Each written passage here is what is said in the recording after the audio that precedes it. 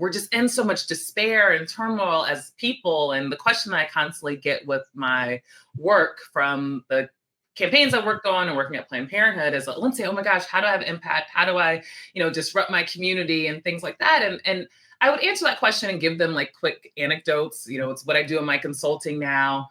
But then I sat back and realized, I wonder what it would take for all of us to really look inward and figure out what is the thing that makes us up? What is the thing that actually pushes us to that area of disruption?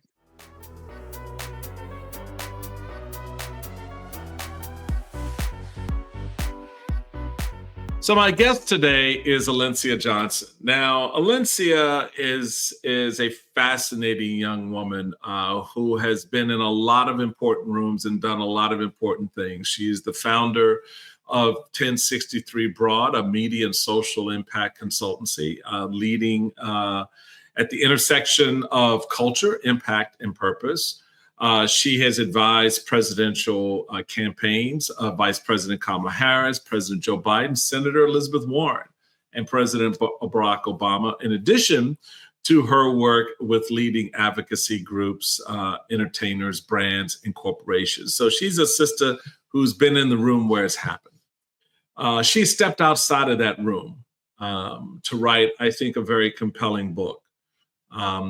And it's about journey. It's about stories. It's about how we flip the tables. The book, Flip the Tables, The Everyday Disruptor's Guide to Finding Courage and Making Change. It is out now. You want to get a copy of this, and you definitely want to take a moment and enjoy my conversation with Alencia Johnson coming up right here, right after this. Hey, folks, welcome to the Michael Steele podcast. It's always a treat when you stop and sit down and spend a moment. You kick back, pull up the chair and, put up the legs and, listen intently, which you will need to do on this one. I'm excited for this conversation. My buddy Alencia Johnson we get to sit next to each other on set a lot at MSNBC as she comes on and talks about the crazy of today's politics, but she's taken a moment from all of that and has focused on herself in a very compelling new work called Flip the Tables, The Everyday Disruptor's Guide to Finding Courage and Making Change. It is out now. It is not only a book about your own introspection. So first off, welcome, Alencia. It's such a real treat to have you. But it's not just a book about her own introspective journey, but it is also about how you guide others, how others can guide themselves and kind of work through a lot of things that they either ignore, take for granted, don't even realize are part of their journey. He's sitting there going, where'd that come from? Exactly. And it's been there all along. So first off, why don't you share with us the journey to the journey? Yeah. Because that's oftentimes an aspect of this that is the hardest part, is recognizing, you gotta take a journey and it manifests itself in this case in your book. But talk a little bit about that. Yeah, well, I'm so grateful to be here, and we are not sitting on set talking about the crazy. Exactly. But look, Alencia, I still have my special something. Always on brand. I got my little special something so I can enjoy. I love it.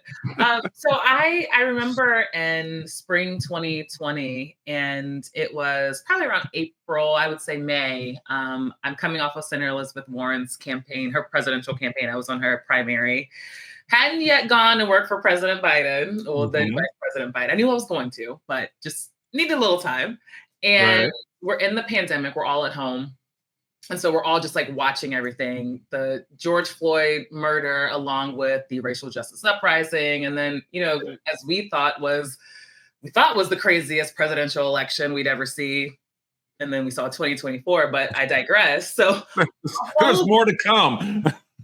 all of these things are happening, right? And we're just in so much despair and turmoil as people. And the question that I constantly get with my work from the campaigns I worked on and working at Planned Parenthood is, Lindsay, oh my gosh, how do I have impact? How do I, disrupt my community and things like that? And I would answer that question and give them like quick anecdotes. It's what I do in my consulting now. But then I sat back and realized, I wonder what it would take for all of us to really look inward and figure out what is the thing that makes us up? What is the thing that actually pushes us to that area of disruption? At the same time, I'm the daughter of a pastor. I love Jesus myself, have my own relationship, not just because my dad is a pastor, as he would say. And I'm with some girlfriends. We were doing like weekly Bible study, and I kept getting back to the story of Jesus flipping tables in the temple. And I was like, what got Jesus so mad that he would flip over tables? It like destroyed a temple and really make everyone pause and say, what is happening here? And I Right. out and I said, what would get all of us to that point? At the same time, Michael, I was going through all these accolades, all these amazing things are happening in my life. And at the same time, I wasn't really happy. I was depressed. I was just having a lot of self-doubt. I was wondering, well, where's my career going to go next? What was my personal life going to go next? Because I had paused all of my relationships so I could go work and try to save democracy in 2020. It's so actually funny all of that right now. And so all of these things weren't adding up. And what I realized is the further I ran from myself and who I really wanted to be, the less impact I could have. And that who we are supposed to be outside of what everyone else tells us we're supposed to be is the key to shifting the world around us for better, like getting into our purpose, our God-given purpose. And it's not easy. It's not easy challenging status quo. It's not easy getting out of your own way. It's not easy saying the thing or telling someone you're in relationship with, not necessarily just romantic, I'm talking family and friendship, that you've caused harm, that has done X, Y, and Z to my life.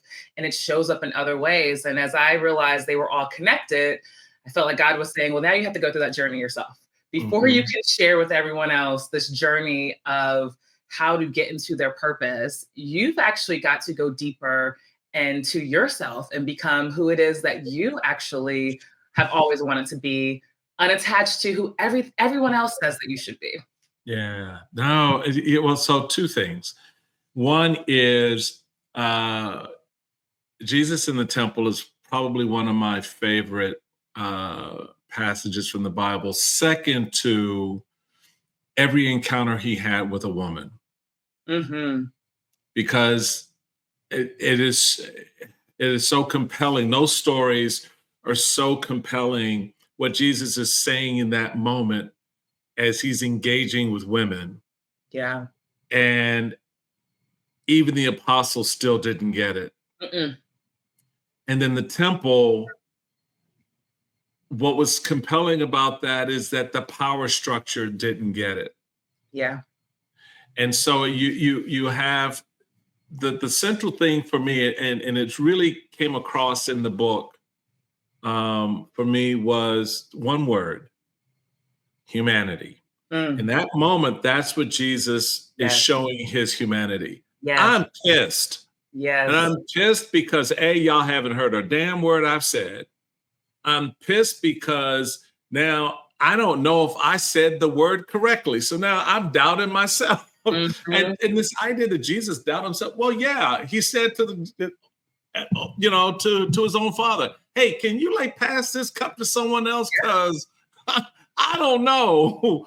So that humanity was such a powerful storyline. And you picked that up.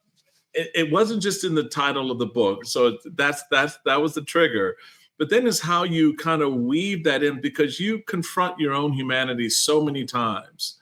As you notice, not just in the romantic relationships, it's in the personal relationships, it's in the professional relationships. It's in the relationship with yourself. And that is the more difficult part of our humanity, I think, to focus on, is the relationship we have with ourselves. Because it has to start with this idea of how you love yourself. And how you deal with everybody else. this book talks about flipping those tables.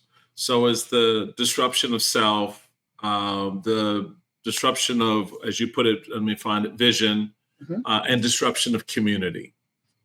And that's what the journey has been.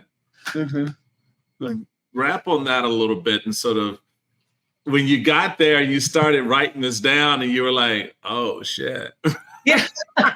It's so you know what I'm saying, right? You're like, I love that you picked up on that piece that I picked up on that story of Jesus, his humanity, because in the Christian faith, right, we don't actually talk about those emotions. And even as someone who, I talk about in the book, I was diagnosed with OCD when I was 15.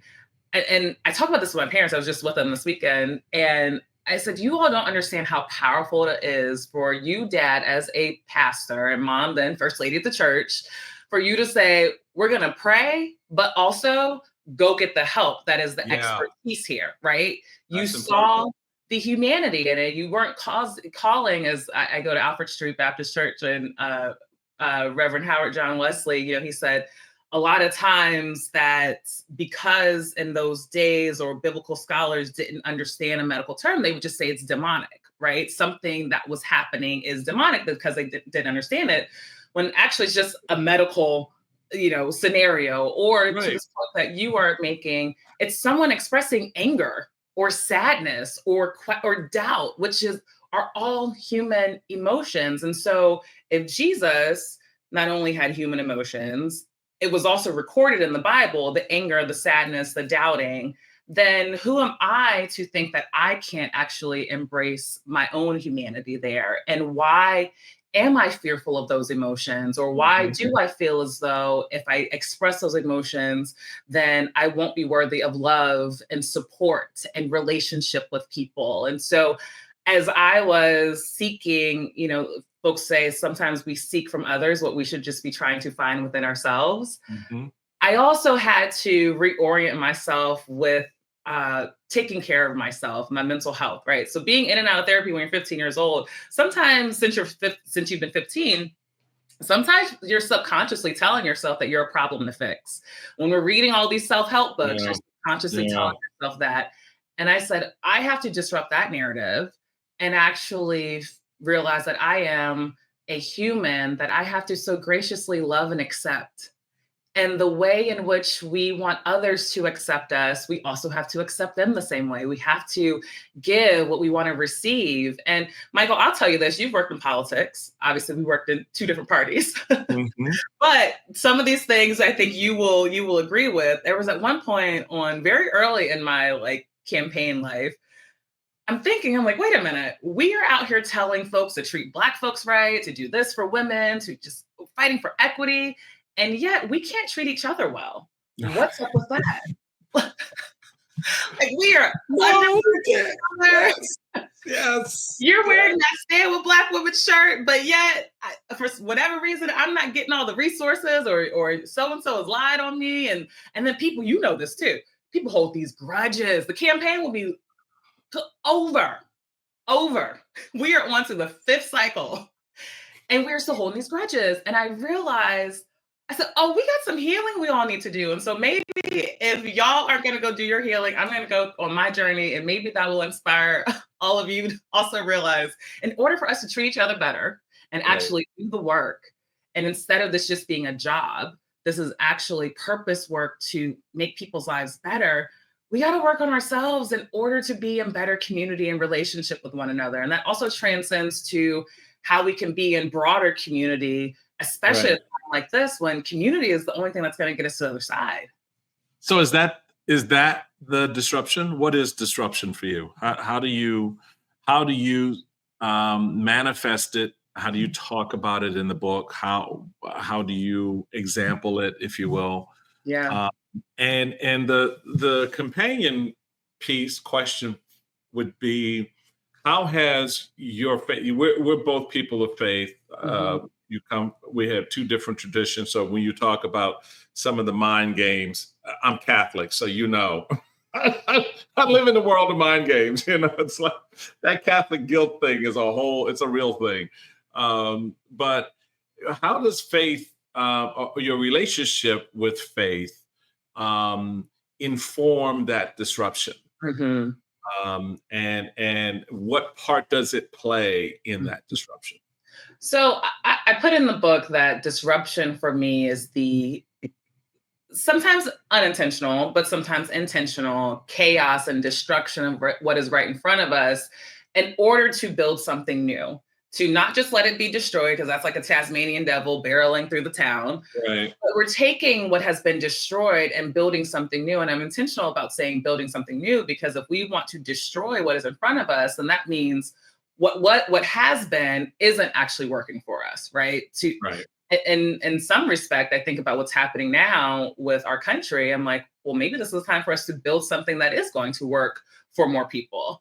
And I Yeah. have to look at things as an opportunity in order to keep going. That, to your second question, is what my faith brings in, right? This ability to see this destruction and this chaos and this harm, this negative space. What is the opportunity there, right? And also, who have I been called to be in these moments? Why am I in this seat, in this position when this thing is happening? You mentioned your Catholic faith. I think about when I was working at Planned Parenthood Hmm. at the time, and I believe the Pope had shared something. The Catholic Church had said something about women can be forgiven for having an abortion. And when or can ask for forgiveness, I remember there was something that shifted in the Catholic Church. And I'm not Catholic, but I understood that was a huge moment in the faith. Yeah. And Essentially, what the Pope said, that a woman could be in confession, could be forgiven of that, because the level of the idea of taking life is obviously a mortal sin, and therefore it's a very high bar to overcome. So when Pope Francis was like, again, addressing the humanity of the individual and the circumstances, very much like he did with gay and lesbian individuals, where he said, "Well, who am I to judge if they're living a Christian life? Why am I going to judge anything else?" So that's sort of the backstory there. Yeah.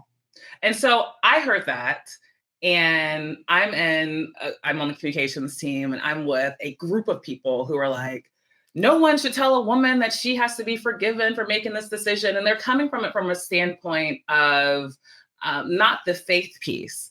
Right. In that moment, I remember saying, hey, do you all think that I'm a very liberated woman who makes decisions for herself? And everyone's like, yeah, of course. And I said, well, I'll tell you something right now. I ask for forgiveness every single day in my faith. And I said that actually doesn't make me feel shame. It actually does make me feel liberated in my space. And so we, as an organization, cannot put out a statement that further shames people who actually feel liberated by the conversation. And there were some people who didn't agree with me. And I said, this isn't for you. Are you Catholic? No, this is not for you, right? It's not for me either. Right. But it is going to free some woman. A lot of Catholic women, yeah. A lot of Catholic women. And I knew at that moment, that's when I said, okay, God, you have me in these positions to shift people's perspectives, to sit in the nuance. And I think as a person, I know as a person of faith, every position that I'm in, there's a reason that I'm there, and it is to disrupt what people think. I mean, I've had to disrupt it. Obviously, working in abortion rights and being a lover of Jesus, that in itself is disruptive. But yet, I was able to create conversations. Interesting conflict. Right? And I was able to create conversations for people, or the times when I'm in these rooms and I ask the question that gets us to a place of, oh, multiple things can be true at the same time, instead of this, we want these binary decisions that it has to be black or white. And I'm like, actually, the answer is in the middle somewhere. And if I'm not in this room to bring that perspective, then maybe it won't be there. And so for me, it is understanding that there's a reason I'm in these spaces. And the second part of how my faith shows up in disruption, there's a reason I use the word courage so intentionally in the book instead of fearless and brave. Because Michael, there are so many times I have been in positions where I am scared out of my mind. I know you do too. I mean, especially when you first started speaking out against. Okay, Lord. And yet, my faith tells me, okay, I have to get my strength from above. Yes. And that there is something greater than my fear that has to keep me going forward. And so courage isn't the absence of fear. It's just me knowing that there's something greater than my fear to keep going. And so that is how my faith shows up in every single decision that I make, even if it's something where I made the decision and I don't think I was conscious about it. And then I've gotten to the other side. I'm like, well, Lord, how did we get here? Right. How did I get here? I mean, I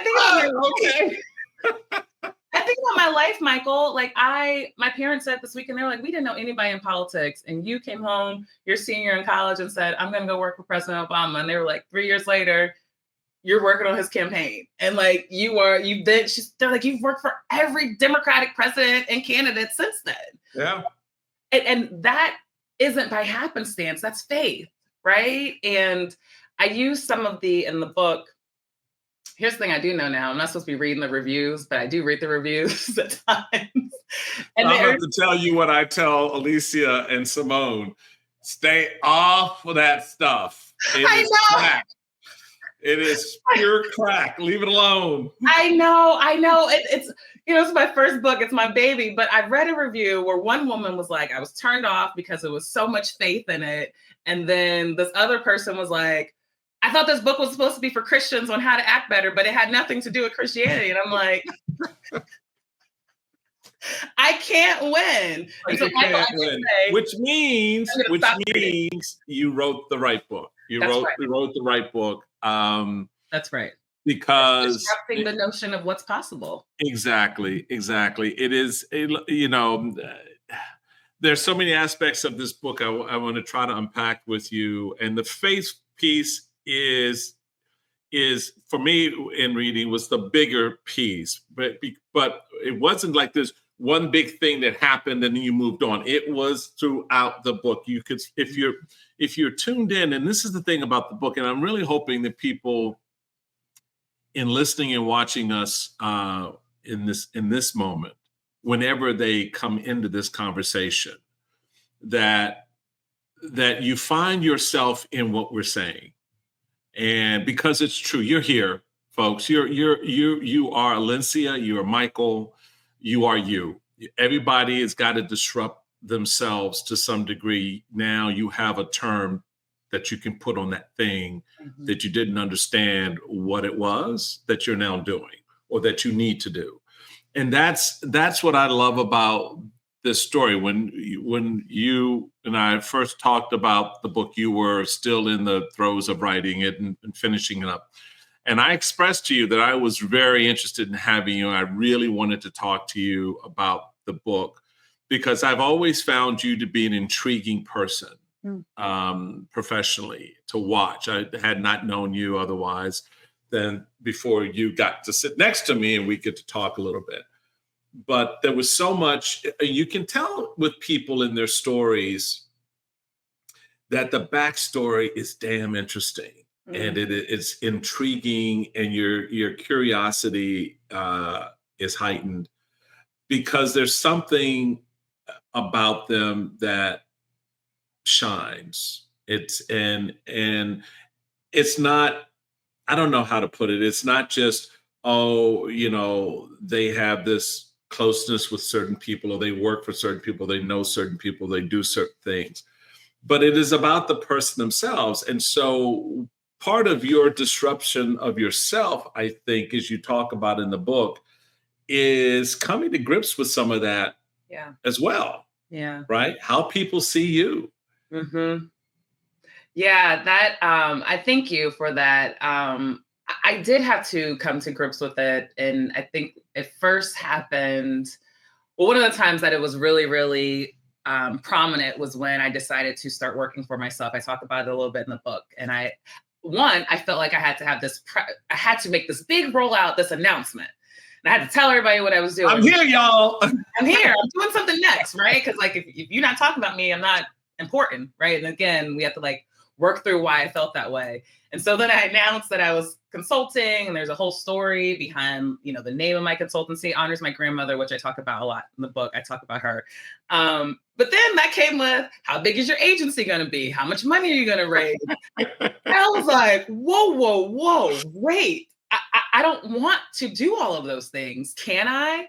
Absolutely. Am I capable? Absolutely. But I don't want to do that. And more importantly, I don't have to be worthy of a good life or having great impact in the world. And so that was when I slowly started unpacking, why am I chasing after these certain things?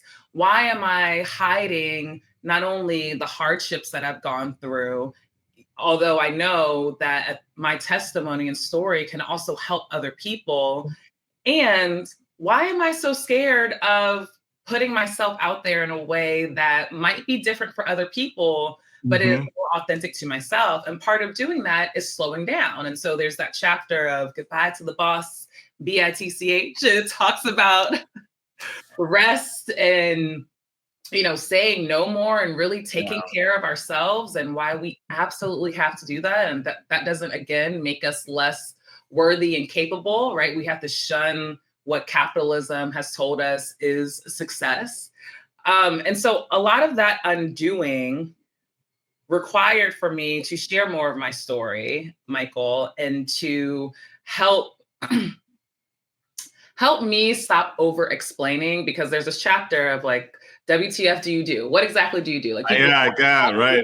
Yeah. I want to get to that chapter. That was fun. Well, people always ask me, like, how can you do all these things? How do you know all these people? How can you connect all these dots? And to this point, Michael, I had to reveal more parts of myself, because the only way that it would make sense is if more people understood me and how my mind works and how curious I am about people. And I'm just a curious person about people, and whatever path leads me to that, I will follow it, and somehow it all starts to work together. Yeah, I'm very much like that too. I'm a observer of the human condition as I learned when I was in seminary. Just sort of evaluating real time, the people that I meet, and I'm always curious.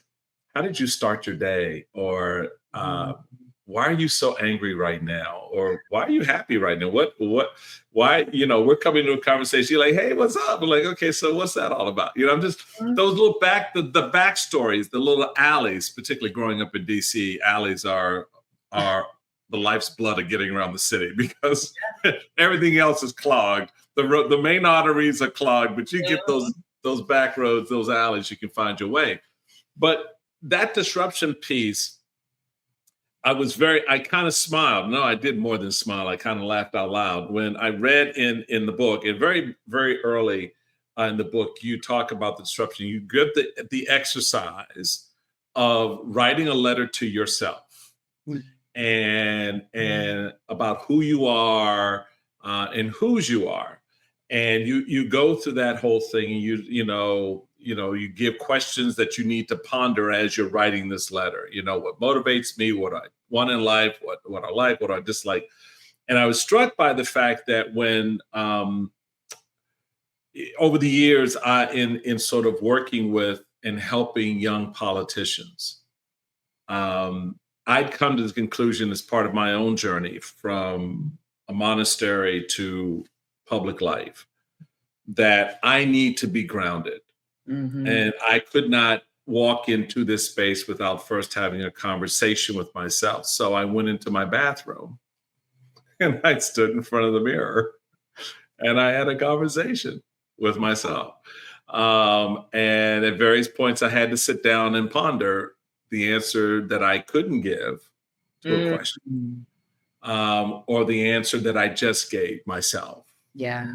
And that was hard. I mean, it's kind of sort of self-reflection. So I tell young politicians, I say, and folks who listen to the podcast have heard me say this to some young politicians who've been on, and just generally, that before you take that step into public life, I want you to go into your bathroom and stand in front of the mirror and have a conversation with the person you see. Mm. And you need to work some shit out. Yep. Yep. And if you can't work that out, go sit on the toilet until you do. Listen. And don't come out of that bathroom until you're ready, because then if you come out the wrong way, you will be owned by everything and everyone other than yourself. Mm-hmm. And it's about owning yourself. Yeah. That's where your strength is. It's owning yourself in your marriage, in your relationships, in your work, your business, owning yourself, because then you move with confidence. It doesn't mean you're going to be confident and right all the time, but when you hit that bump, you'll know how to work through it. You'll know how to confront it. You know how to be honest about it, which we lie to ourselves, Alencia. So we do. we lie to ourselves. In the mirror, I go, I got this beautiful afro. I'm like, yeah. And I make the joke. I say, I got to make sure my afro's tight. Right? I ain't got no afro. I'm bald. We lie so much to ourselves. And it makes me think of when I was telling someone, I was like, when you think about being in community and relationship with other people, you don't like them every day, because guess what? You don't like yourself every day. There are days and decisions that I make, I'm like, girl, what were you thinking? Okay, tomorrow, let's try it again. Right? And so when you get to this point that, we're having this conversation where we're laughing, and yet there are still times when I go in the mirror and I'm like, what's this thing that I'm scared to face? Right. And that question that you definitely don't want to answer. Then I'm like, oh, no, that's the one. That's the one. That's where I've got to do some interrogation, which is why I use that James Baldwin quote in that chapter, in that section of, not everything that is faced can be changed, but nothing can be changed until it is faced. And we cannot change ourselves until we face ourselves. But Michael, it's so interesting. I didn't write this piece in the book, but I tell this story on the book tour of how at one time, so consulting's going great, and I've got all the things, I'm young with some more money than I usually get in politics. I'm traveling, I'm getting the invites, I've got the dates, everything seemed to be great. And yet I was not happy. I was literally sitting in my beautiful apartment, looking over the sky. It was beautiful. I'm crying because I was not happy. And I said, Alencia, we have to sit in this. Yeah. And we've got to interrogate this. And to this point that you're making of being grounded. And then again, this book is for, you don't have to be a person of faith. As Flip the Tables is a housewife reference. That works because I love housewives, whatever it may be. Right. Come into this book understanding that it starts with disruption of self, so that you are grounded in all of your decision making, that you have something that is your compass, right? Something that reminds you that what I'm doing is bigger than ego. It removes the ego, right?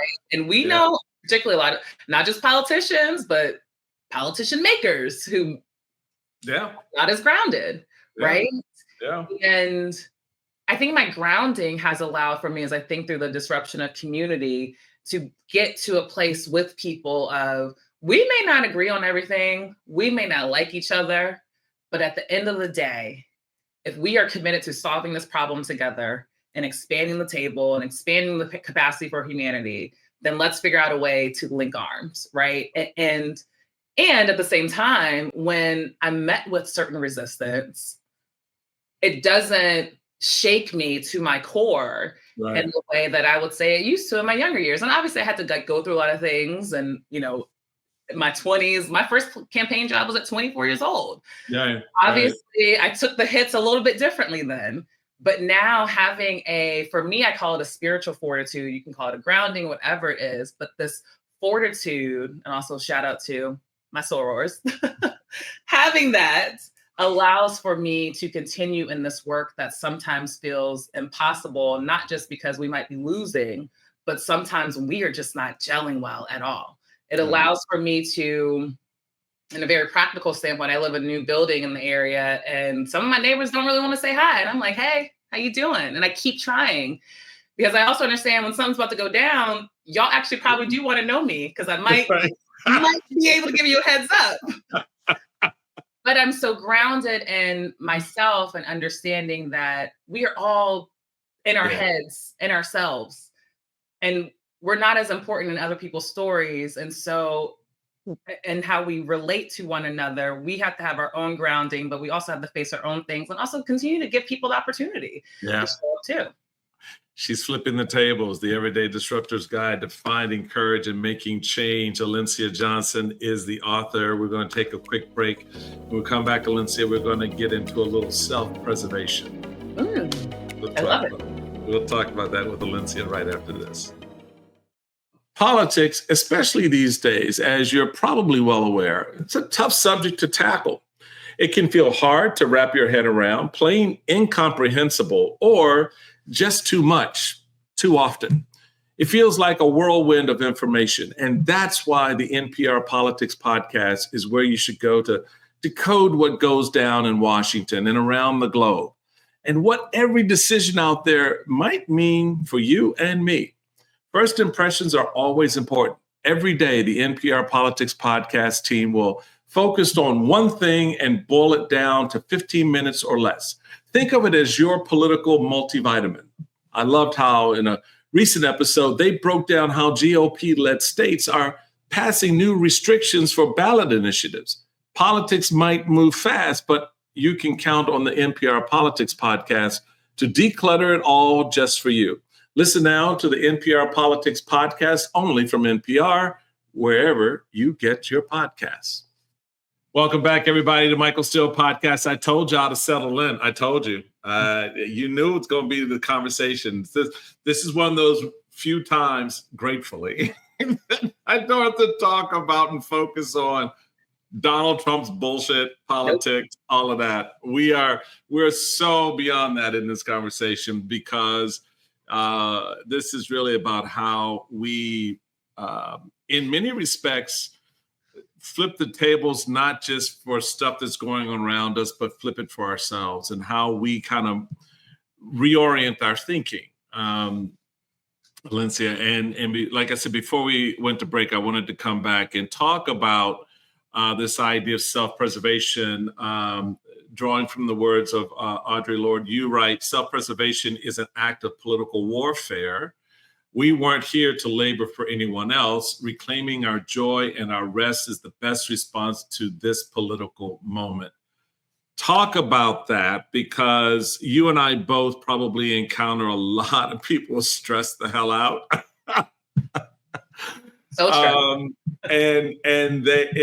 This is, you've got to preserve self in this environment in order to be strong in it. I mean, but talk about it a little bit and give us a sense of what you mean.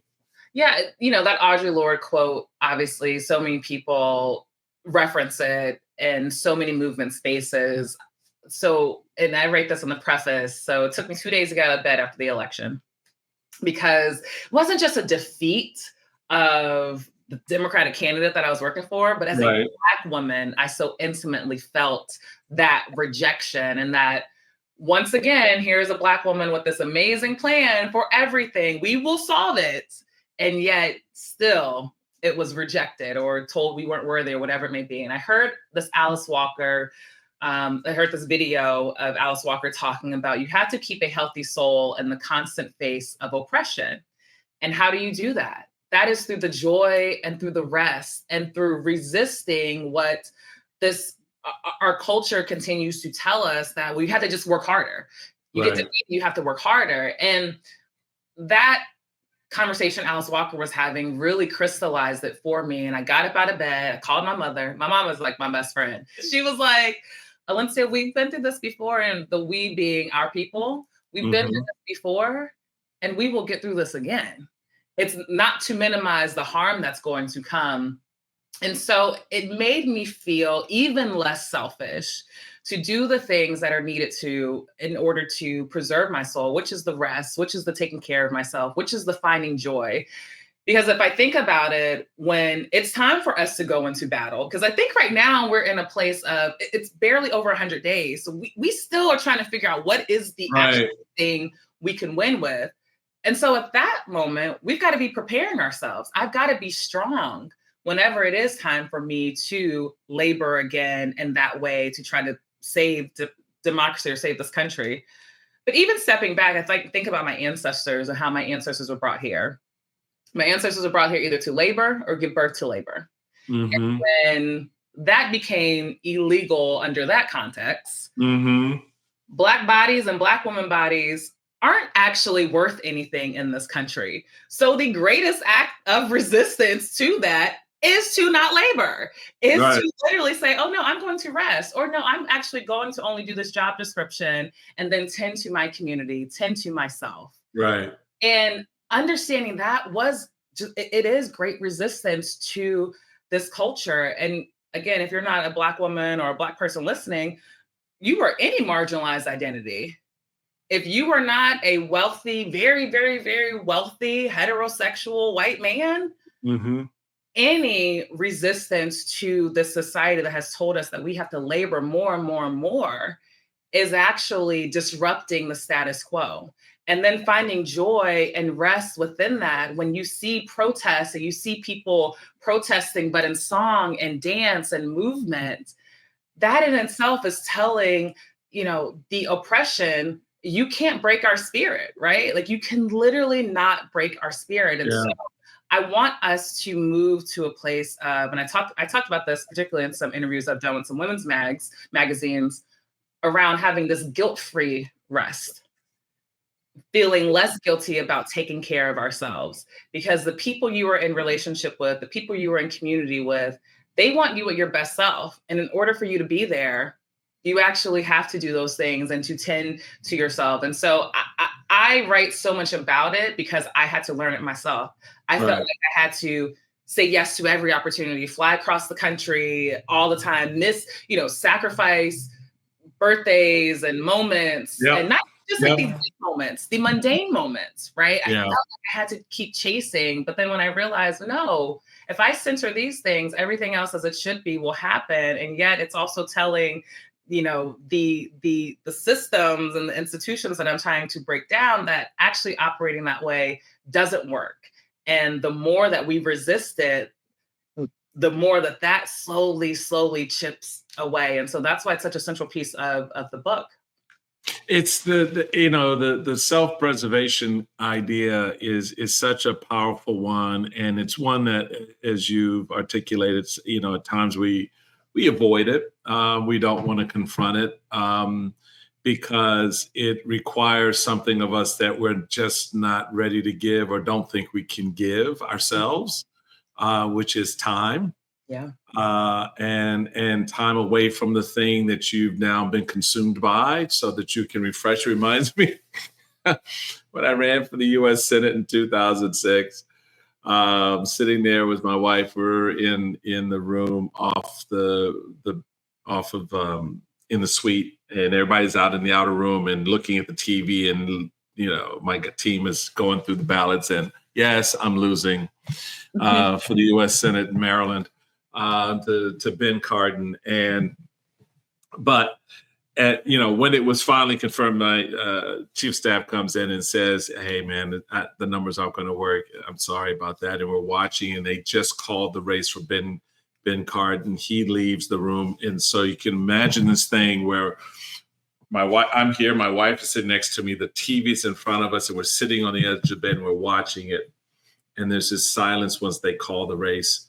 And my wife turns and looks at me and she goes, "Well, I guess you better go get a job." I was like, okay.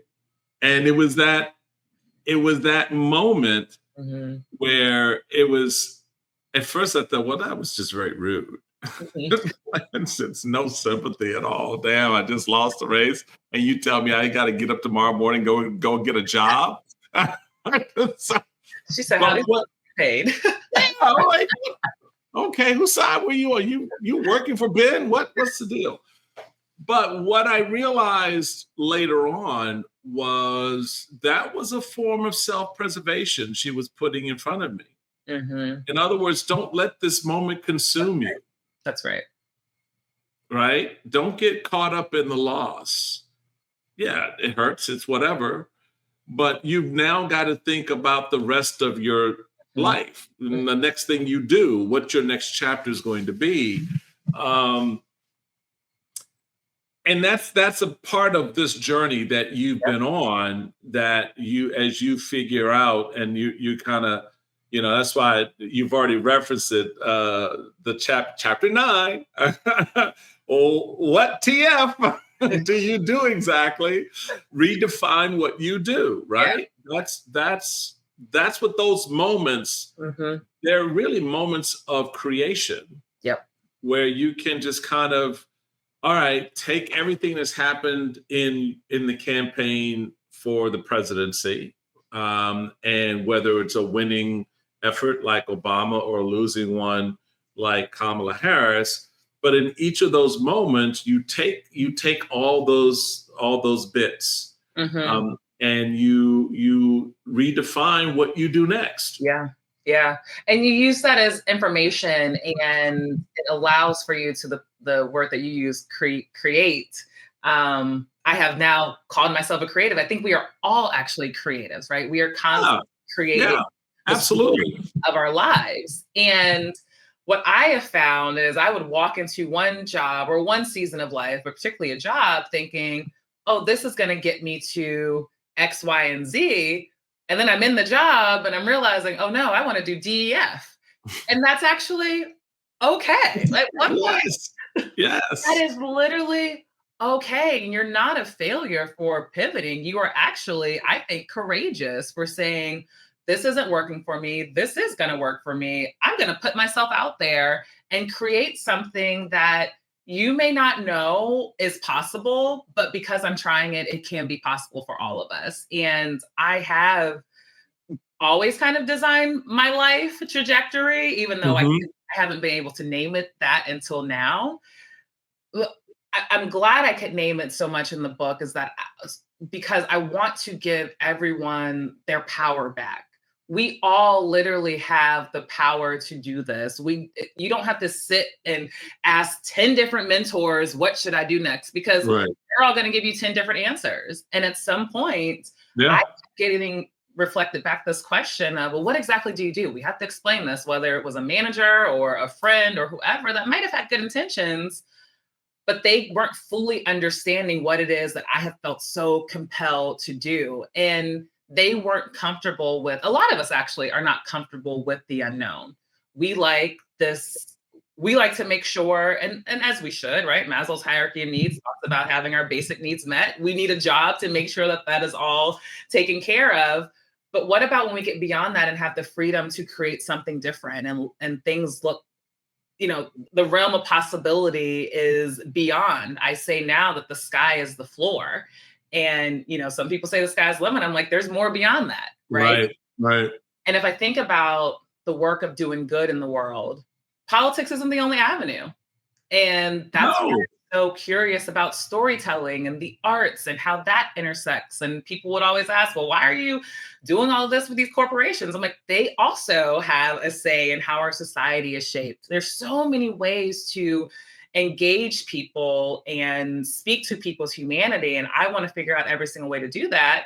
And so I'm going to try so many different avenues and figure out what works right. and what doesn't work.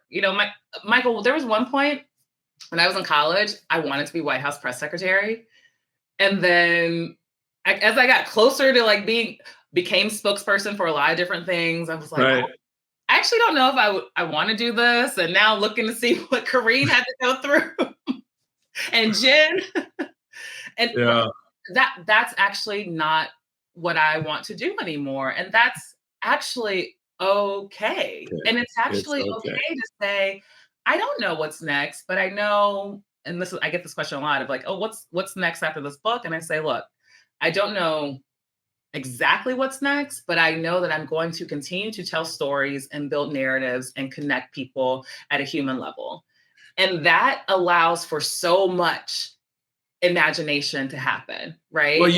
you sum that up, I think, this way in the book. It's amazing how you just kind of sort of walked right into this, where you talk about greatness And you Yeah. say it's about living authentically, setting your own standards, and realizing that you don't need to do everything perfectly to make a meaningful impact. And No. that's basically what you've just described. It's okay to go, I don't want to do that. Don't want to do Um, that. and the next thing I'm going to do, I'll probably do better because I don't have the weight of worrying about why I'm not doing that other thing or that I didn't do that other thing. You've got to have that confidence again to step out of the bathroom, away from the mirror, and then move into the world in a way in which you do everything perfectly. You don't need to do everything perfectly in order to have an impact, to Right. be meaningful in that work. And we are now, we're no longer in that space, if we've ever really been in that space. People have been basically, I think, told to accept the mundaneness of life, that it can never be, or it won't be any better than this, and this is your fault anyway. So you're like, oh, okay, and so it's just, Yeah, and that makes me think about, I was having this conversation with some friends a few days ago about how if I literally, I know it sounds so simple and like I've been on some, like, I don't know, journey of wellness or whatever, and I probably have, but I guess I have, since it's like all in the book. But if we literally are waking up every single day, that is another chance to literally imagine something different. And it doesn't have to be mundane. It can be imaginative, which is why there's that chapter in there, getting back to our childlike dreams. Yeah.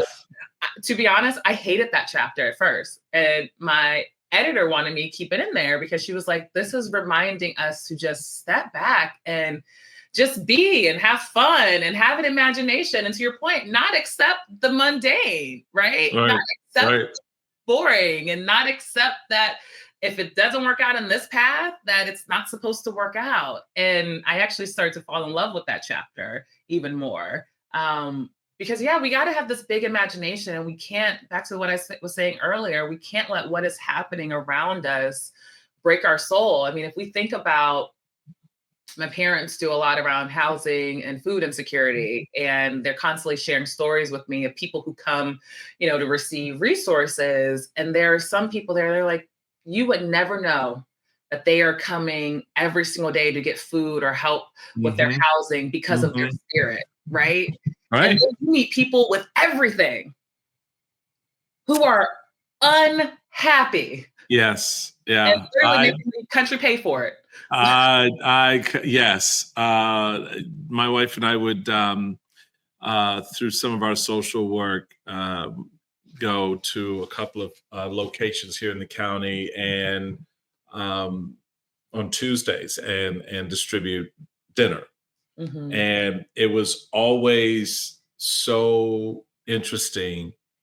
Again, being someone who is an observer of people, I always want to know, I'm curious about the backstory. And what you realize is the person who walks up looking bedraggled and sort of, not all together there, is probably the most together person in line.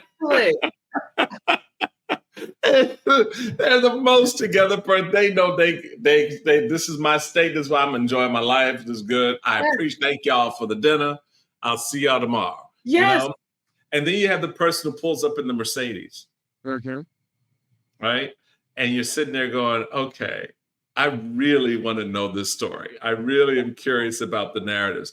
And it goes to what we pretend we are versus what we truly are. What we think our situation is versus what our situation really is.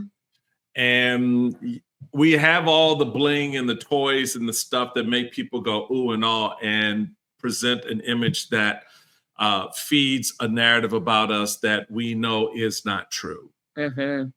Because there's the reality that I have to get in my Mercedes and go get dinner tonight because I don't have enough money to feed my family. Yeah. Oof. You saying that takes me back to disruption of self. It requires this radical honesty that people do not want to sit with. And they don't. But that level of honesty allows for you to, again, as we've been talking about, create this intimate relationship with yourself, but figure out what motivates you. Because what I have found, and I'm sure you have found too, a lot of people who go into politics, who create these advocacy organizations, who give their lives to these causes, those who are committed to it from like a very soul level, it is a personal connection Yeah. that has Yeah. significantly impacted their lives. Yep. And Yep. so if we take off that mask, that performance, and got real, not only could we transform our lives, but then we could let our lives transform the other ones around us because of that testimony, because of that connection, right? So often I think we collectively as a society that deals with ego wants to put ourselves on this pedestal and be Yeah. untouchable. But the reality is humanity is crying for us to actually be more connected with one another. And we are more connected with one another when we remove those facades. But for whatever reason, there's so many people who can't do that. You can't. Yeah. It's one of the things I learned very early on in the Augustinian order, which for me has now come full circle all these years later with the election of a pope out of the order that I belong to. So that Augustinian connection is very, very powerful for me right now. And I've just in the last few days since Leo's the 14th election, I've been having these sort of reflective moments along the lines of what you're talking about. And one of the things that I learned very early on is this idea of dying to self. In other words, and this is important for someone who's a politician or a political animal, is you are the least important part of the tribe. Yes. You're the least important. And this goes to how we began the conversation in the biblical context. You talk about Jesus in the temple, you talk about Jesus at the well, but you also talk about that moment when Jesus says to the lawyer or to the young man, go sell everything you have and follow me. Meaning, dude, if you're going to do this, you have to realize you're the least important part of this, right? You're not the most important man, because all that wealth, you need to set that aside. Yeah. And that part of dying to self is why I think we have become right now in this generation, perhaps the most selfish generation in American history, because the reinforcement through social media and media itself that I don't have to, that, what's happened to me is someone else's fault. Right. What I'm unable to do is because someone else got a benefit I didn't get.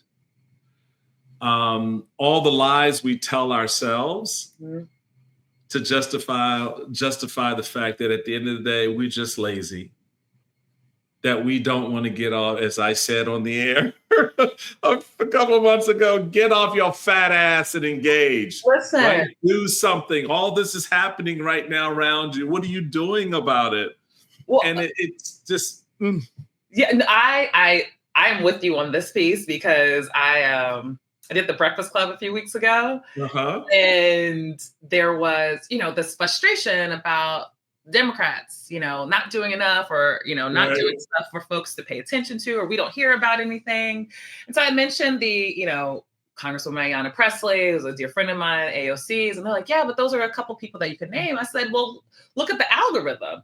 Like, folks are not going to pierce through. I said, but there are over 400 members of Congress, 100 senators, 50 governors, and hundreds of other electeds. And it is on us to know what they are doing.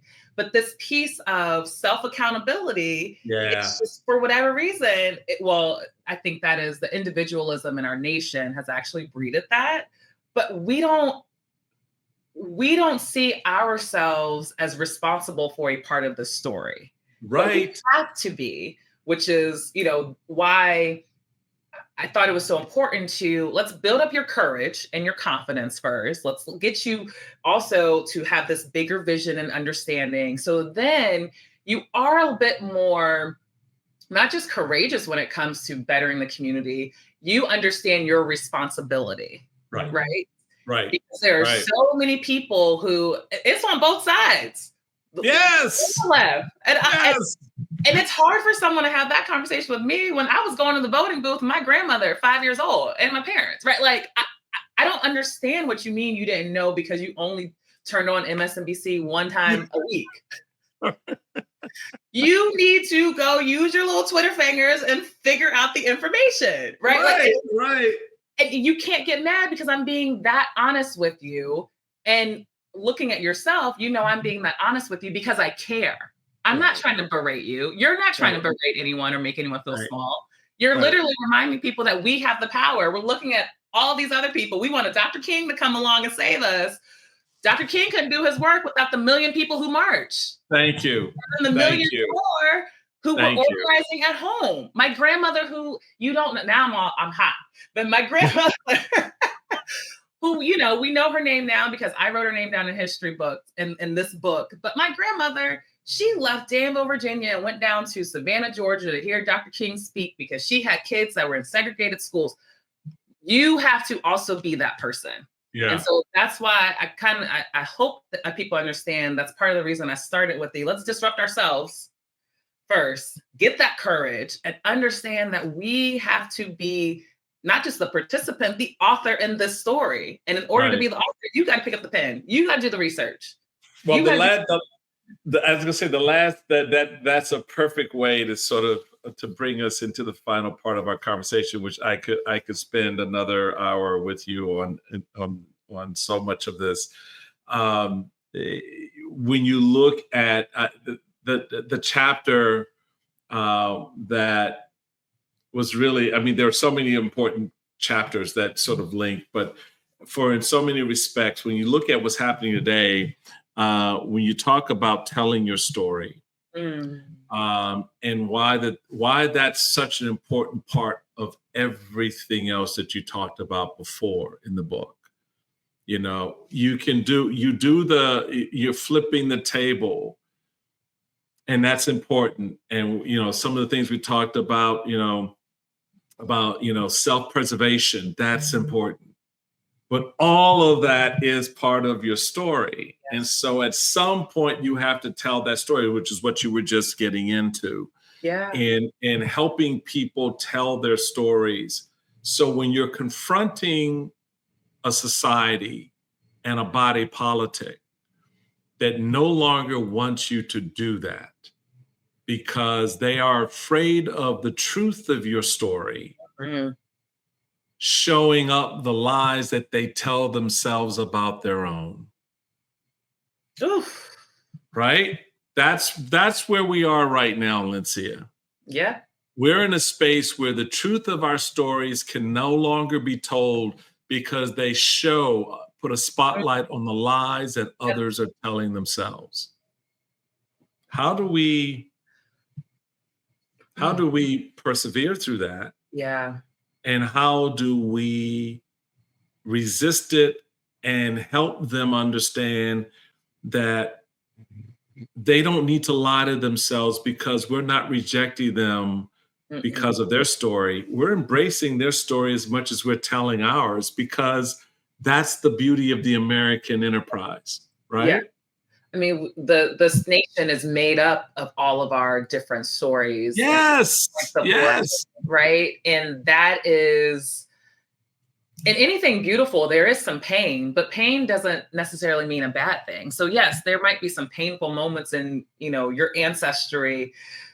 And yet at the same time, it has all brought us to this point where we are able to co-author a new American story, right?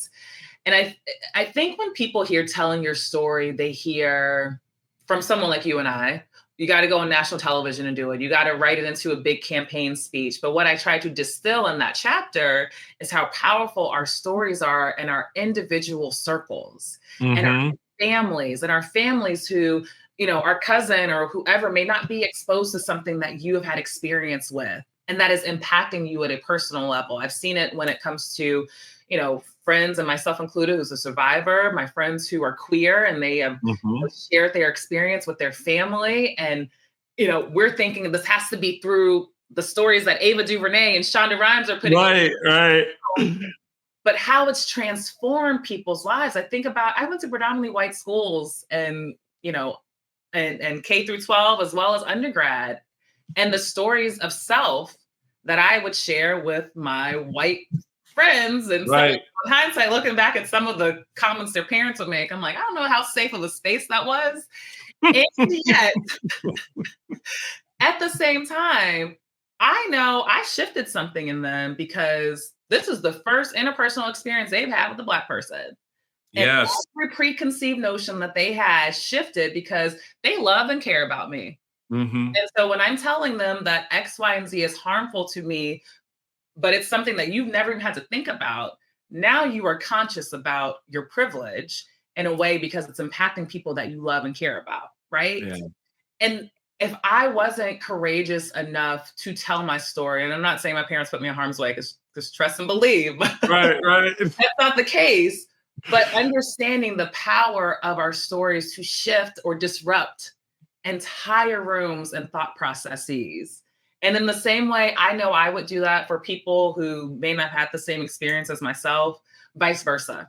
The way that I am able to move through the world and think about, communities that it's not my story. Obviously, I Right. don't know the story of migration and seeking asylum, but having enough friends and love for humanity, absolutely. And also enough friends who tell me their different stories, right? It really crystallizes for me, my God, for someone to leave everything that they know and take this treacherous journey to a foreign land in a different language, we've got to have some more humanity in this conversation, right? Which is what I talk about a little bit about in the book too. And so our stories are so powerful. And I always say it doesn't cost us any money to tell our story, but it does take a lot of courage and discomfort. And it might cost you a little bit of personal effort. Yeah. It is one of the greatest acts of courage. And we all have that tool because we all have a story.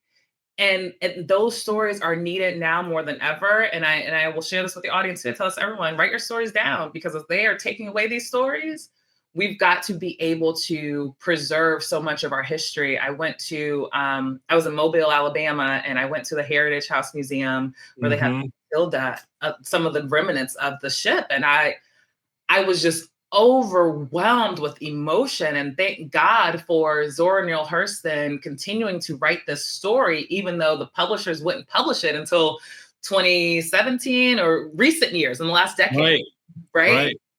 But the power of that story being captured.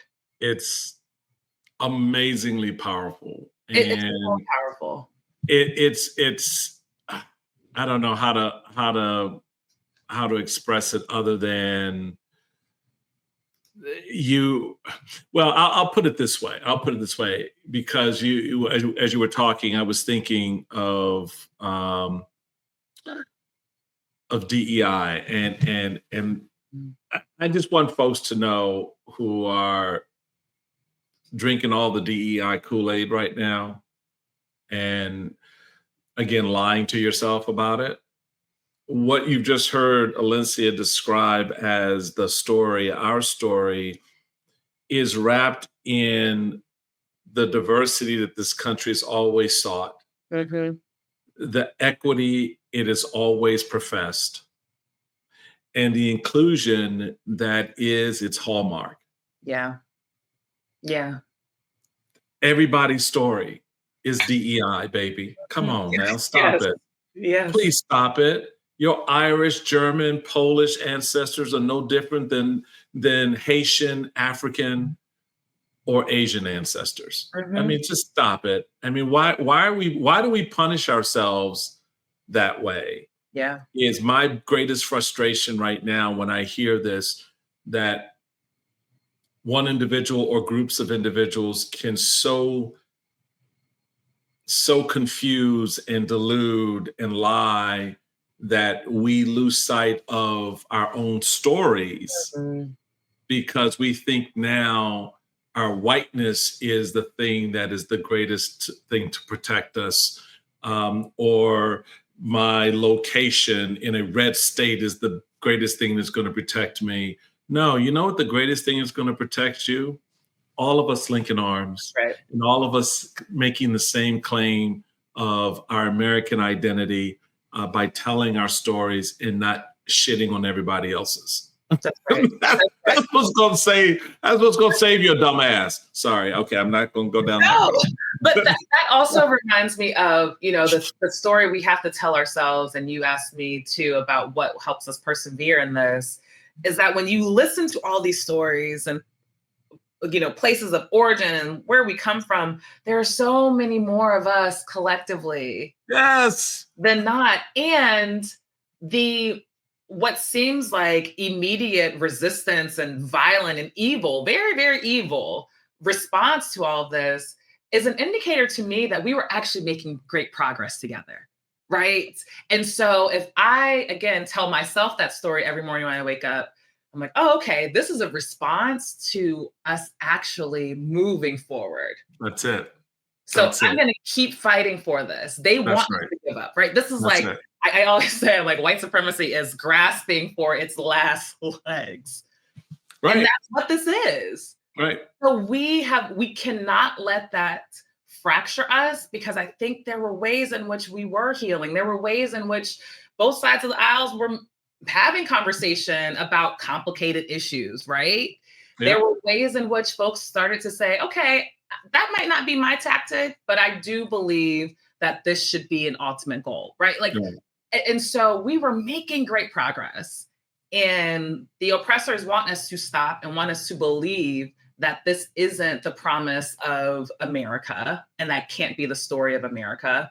But the reality is it can be, and we need to be those co-authors. There's not one author. We all need to be those co-authors of this nation. And the last thing I'll say, I know we've been over time. When I was in Mobile, I was at a company retreat. A friend of mine started a company, and God bless him, his family, Black family, have had acres, thousands of acres of land since his enslaved ancestors. So it was just a very spiritual experience. Right. And an elder activist, she said, I hear all these young people saying that they are going to leave this country. And she said, God damn it, I'm staying here. This is my country, and I'm going to fight for it.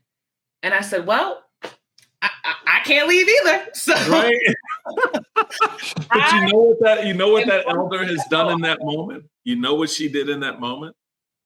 Or they did in that moment? They flipped the table. She sure did. She sure did. They flipped the table. We're going to flip tables too. That's it. Alencia Johnson. She is the founder of 1063 Abroad. She has advised presidential candidates. She has been a disruptor on so many levels, in so many ways. Her new book, Flip the Tables, The Everyday Disruptor's Guide to Finding Courage and Making Change. It's out now. Get a copy. You're going to be glad you did. You're going to enjoy the stories. You're going to enjoy the journey. And you'll find, I think, the strength to continue to flip your own tables. Alencia, thank you so much for taking time. This was great. Really enjoyed it.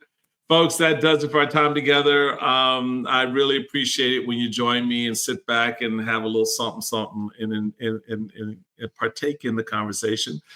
Remember to do the voodoo that you do so well with the downloads and the likes. We love it when you do that. We love it that you come to the Bulwark platform to listen and to share with the other products on this platform. Thank you for that. And one final word, you know what we're going to say. Stop hanging out with stupid, because it just makes you stupid. Till next time.